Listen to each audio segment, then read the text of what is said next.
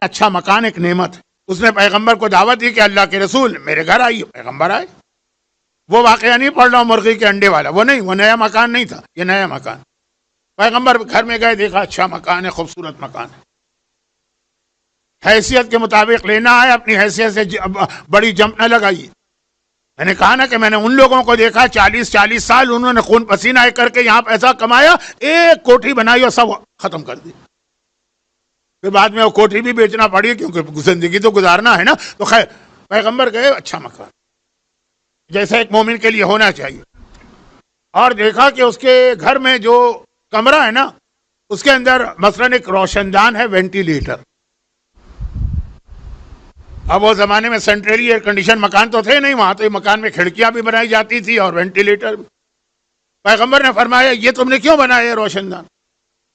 کہا اللہ کے رسول تاکہ سورج کی روشنی بھی آتی رہے، دھوپ بھی آتی رہے اور تازہ ہوا بھی.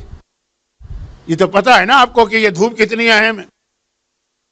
بہت زیادہ ہو جائے تو اسکن کینسر ہوتا ہے، بہت کم ہو جائے تو کیا وٹامن ڈی کی ڈیفیشنسی ہو جاتی ہے، جو بہت بڑا پرابلم ہے.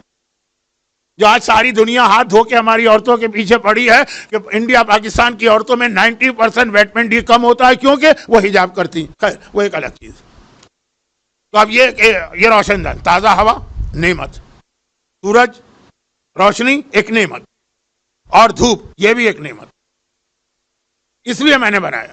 پیغمبر نے کہا اگر تم اس میں ایک نیت اور ملا لیتے تو روشن دان یہی رہتا، فائدے وہی ملتے جو تم کہہ رہے ہو، ساتھ میں تمہیں اجر و ثواب بھی مل جاتا. یہ روشن دان بنا دے کہ میں نے اس لیے بنایا تاکہ اذان کی آواز میرے گھر میں آرام سے آ جائے. کوئی اس کے لیے الگ سے انتظام نہیں کرنا ہے، کوئی الگ سے وہی روشن دان جس سے ہوا چاہیے، دھوپ چاہیے، روشنی چاہیے.